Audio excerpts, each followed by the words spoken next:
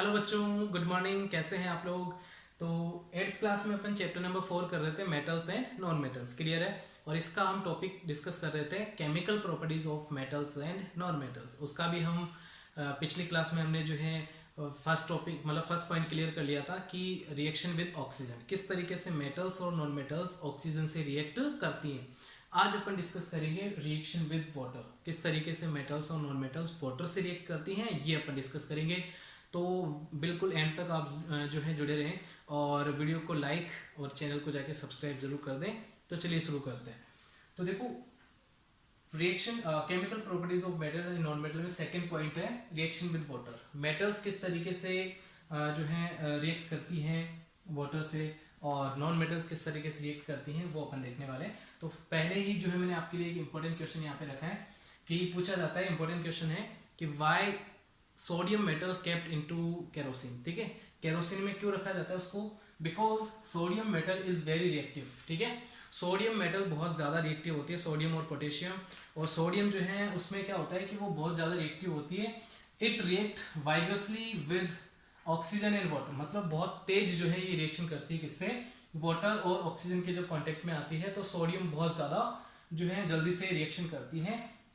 A lot of heat is generated, मतलब जैसे ही इस सोडियम के पास में, या सोडियम जो है जैसे वाटर के कांटेक्ट में या फिर एयर के कांटेक्ट में आती है, बहुत तेज रिएक्शन करती है और आग पकड़ लेती है। ठीक है, फायर कैच कर लेती है और बहुत ज़्यादा हीट जनरेट होती है, बहुत ज़्यादा जो है फायर जनरेट होती है। तो इस वजह से क्या होता है, it is therefore stored in kerosene. Kerosene में इसको जो है मतलब केरोसिन में ये रिएक्ट नहीं करती है, क्योंकि क्या हो जाएगा, केरोसिन में जैसे हम रखेंगे इसको, इसका कांटेक्ट टूट जाएगा किसके साथ? वाटर या फिर एयर के साथ। तो इसलिए जो है केरोसिन में स्टोर करके रखा जाता है इसको, और वहाँ पे ये जो है रिएक्टिव नहीं होती। ये सोडियम और पोटेशियम आपको मैंने पहले भी बताया कि ये जो है बिल्कुल इतनी सॉफ्ट होती हैं कि इनको नाइफ से इजीली कट किया जा सकता है, रबर की तरह होती है। ठीक है, second point, some other metals do not do this, मतलब कुछ मेटल्स ऐसी भी होती हैं जो ऐसा नहीं करती है, बहुत तेजी से रिएक्ट नहीं करती है, बहुत स्लोली रिएक्ट करती है। जैसे कि आयरन, आपने देखा होगा कि आयरन के ऑब्जेक्ट ऐसे नहीं है कि एक दिन में ही उस पर रस्टिंग आ जाती है, जंग लग जाता है, ऐसा नहीं होता। काफ़ी लंबे समय तक, सालों तक या महीनों तक ऐसा जब बाहर पड़ी रहती है वो, तो उस पर क्या आती है, जंग आ जाती है, रस्टिंग आ जाती है। ठीक है, ऐसे सिल्वर ऑब्जेक्ट्स में भी ऐसा ही होता है, कॉपर के ऑब्जेक्ट्स में भी ऐसा ही होता है। तो ये आप बिल्कुल ध्यान रखें कि कुछ ऐसी मेटल्स होती हैं बहुत स्लोली रिएक्ट करती हैं, तो कुछ बहुत तेज रिएक्ट करती हैं। ठीक है, लेकिन मेटल्स एयर और वाटर से जरूर कॉन्टेक्ट मतलब रिएक्ट करती है। क्लियर है? अब देखिए, जनरली नॉन मेटल्स, अब ये तो थी मेटल्स की बात। अब नॉन मेटल्स क्या होती हैं? Generally non metals do not react with water, water के साथ रिएक्ट नहीं करती हैं नॉन मेटल्स। क्लियर है? तो ये आप ध्यान रखें, generally non metals do not react with water, water के साथ बिल्कुल रिएक्ट नहीं करती है non metals. But they may be very reactive in air, air में बहुत ज्यादा रिएक्टिव होती है। कल भी मैंने आपको बताया था कि किस तरीके से जैसे एक सल्फर का पाउडर लिया था अपन ने, वो ऑक्सीजन से डायरेक्ट रिएक्ट कर लेती है, मतलब ऑक्सीजन से रिएक्ट कर लेती है मेटल्स, लेकिन वाटर से रिएक्ट नहीं करती है। ठीक है, तो जब एयर से रिएक्ट कर रही थी तो उनके ऑक्साइड बन जा रहे थे। ठीक है, मतलब नॉन मेटेलिक ऑक्साइड बन रहे थे। जब वो एयर के कॉन्टेक्ट में आ रही थी, एयर से रिएक्ट कर रही थी, तो उसके क्या बन रहे थे? अपन बोल सकते हैं कि नॉन मेटेलिक ऑक्साइड बन रहे थे। लेकिन ये वाटर से रिएक्ट नहीं करती है, ये आप ध्यान रखें। Non metals do not react with water but they may be very reactive in air, air में बहुत ज्यादा रिएक्टिव हो सकती है। For example phosphorus. ठीक है, बहुत इंपॉर्टेंट क्वेश्चन, ये भी एक इंपॉर्टेंट क्वेश्चन बनता है कि फॉस्फोरस जो है ना, ऐसा पूछा जाता है, why phosphorus kept into water, water में क्यों रखा? जैसे वहां पे केरोसिन में रख रहे थे सोडियम को, वैसे फॉस्फोरस को वाटर में रखा जाता है, बिकॉज नॉन मेटल्स रिएक्ट नहीं करती हैं वाटर के साथ। क्लियर है? For example phosphorus is a very reactive non metal, it catch fire if exposed in air, जब उसको एक्सपोज्ड का मतलब हो गया, फॉस्फोरस को जब बाहर खुला छोड़ दिया जाता है तो वो बहुत तेजी से रिएक्ट कर लेती हैं एयर के साथ। To prevent this contact, the contact of phosphorus with oxygen, मतलब ऑक्सीजन के साथ एयर का जो फॉस्फोरस का जो है एयर के साथ कॉन्टेक्ट ब्रेक करने के लिए, तोड़ने के लिए अपन क्या करते हैं, इसको वाटर में स्टोर कर देते हैं। और वाटर में आपको पता है ये नॉन मेटल्स रिएक्ट नहीं करती है वाटर के साथ। तो ये आप बिल्कुल ध्यान रखेंगे दोनों क्वेश्चन, कि सोडियम जो है उसको केरोसिन में क्यों रखा जाता है और फॉस्फोरस को जो है वाटर में क्यों रखा जाता है, बिकॉज नॉन मेटल है फॉस्फोरस और ये रिएक्ट नहीं करती है वाटर के साथ। ठीक है, तो इसलिए एयर का जो है कांटेक्ट टूट जाता है किसके साथ, फॉस्फोरस के साथ, और ये फायर कैच नहीं करती है। बिल्कुल बहुत इंपॉर्टेंट है दोनों क्वेश्चन। अब है third point, reaction with acids. ठीक है, किस तरीके से मेटल्स और नॉन मेटल्स एसिड से रिएक्ट करती है। तो देखिए, when metals react with acids produce hydrogen gas. ठीक है, ये बिल्कुल इंपॉर्टेंट क्वेश्चन है, बहुत इंपॉर्टेंट क्वेश्चन है कि मेटल्स जब एसिड से रिएक्ट करती हैं तो क्या बनता है, हाइड्रोजन गैस बनती है। ठीक है, जो कि पॉप साउंड के साथ बर्न होती है।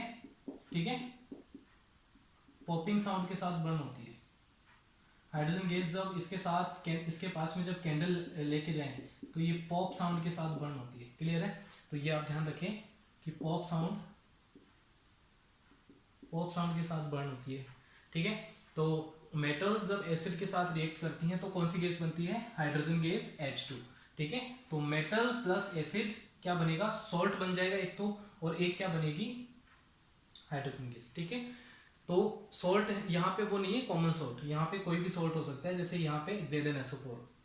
इसी का एक एग्जांपल, इसी रिएक्शन का एक एग्जांपल आप ये ध्यान रख सकते हैं कि जब जिंक मेटल जो है, एक मेटल है और जिंक जब एसिड के साथ रिएक्ट करती हैं तो सॉल्ट और हाइड्रोजन गैस बनेगा। और यहाँ पे जो एसिड लिया है वो कौन सा है, सल्फ्यूरिक एसिड।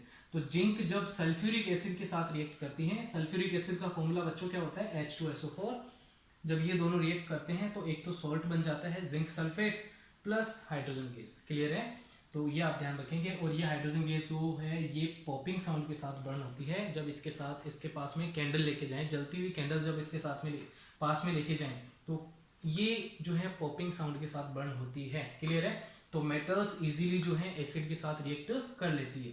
क्लियर है, ये आप ध्यान रखें। इसीलिए बोला जाता है कि जो खट्टे पदार्थ होते हैं घर पे, दही वगैरह, ठीक है, लेमन जूस हो गया, उनको जो है मेटल के जो है बर्तनों में नहीं रखना चाहिए। जैसे कॉपर हो गया, आयरन वगैरह हो गए, ठीक है, एल्यूमिनियम के बर्तन हो गए, इनमें नहीं रखना चाहिए, बिकॉज ये इजीली एसिड के साथ रिएक्ट कर लेते हैं। जैसे दही में एसिड होता है, लेमन में एसिड होता है, उन एसिड के साथ ये रिएक्ट कर लेती हैं कौन, मेटल्स। इसीलिए बहुत ज़्यादा ये ध्यान रखने वाली बात है कि मेटलिक जो मेटल के जो बर्तन होते हैं घर पे, उनमें जो है इन एसिडिक सब्सटेंस को नहीं रखना चाहिए। बहुत इंपॉर्टेंट क्वेश्चन है क्योंकि यही रिएक्शन हो जाती है वहाँ पे। क्लियर है, तो हाइड्रोजन गैस बनती है और एक जो है टॉक्सिक सब्सटेंस बन जाता है। ठीक है, एक पॉइजनस सब्सटेंस बन जाता है, जिसकी वजह से वो हमारी हेल्थ के लिए काफ़ी ज़्यादा हार्मफुल होता है, बहुत ज़्यादा हार्मफुल होता है। क्लियर है, तो मेटल्स इजीली रिएक्ट कर लेती हैं किसके साथ, एसिड के साथ। जैसे कि हमने रिएक्शन देखा कि मेटल एसिड के साथ जब रिएक्ट करेगी तो हाइड्रोजन गैस बनेगी। इसका एग्जांपल ये आप ध्यान रख सकते हैं, बिल्कुल इंपॉर्टेंट है, बहुत ज़्यादा इंपॉर्टेंट है। नॉन मेटल जो है वो रिएक्ट नहीं करती हैं एसिड के साथ। ठीक है, नॉन मेटल्स एसिड के साथ रिएक्ट नहीं करती है। ठीक है, तो ये आपके 3 पॉइंट क्लियर हैं। अब जो है पिछली क्लास में जो मैंने क्वेश्चन दिया आपको, उसका आंसर क्या बनता है। क्वेश्चन क्या था कि which bacteria convert milk into curd, तो उसका आंसर हो जाता है लैक्टोबैसिलस बैक्टीरिया। ठीक है, कौन सा बैक्टीरिया, लैक्टोबैसिलस बैक्टीरिया। अब आज का क्वेश्चन ऑफ द डे है, आप इसको भी नोट करें कि which material is used for non stick coating on cookwares. ठीक है ना, which material is used for non stick coating on cookwares. जो बर्तन आते हैं नॉन स्टिक, उन पे वो कोटिंग किस चीज़ की होती है। तो ये इसका आंसर आप जो है मुझे कमेंट जो है सेक्शन में देंगे, कमेंट में इसका आंसर आप मुझे दें। और मिलते हैं अगली क्लास में एक नए टॉपिक के साथ। तो टेक केयर, बाय बाय।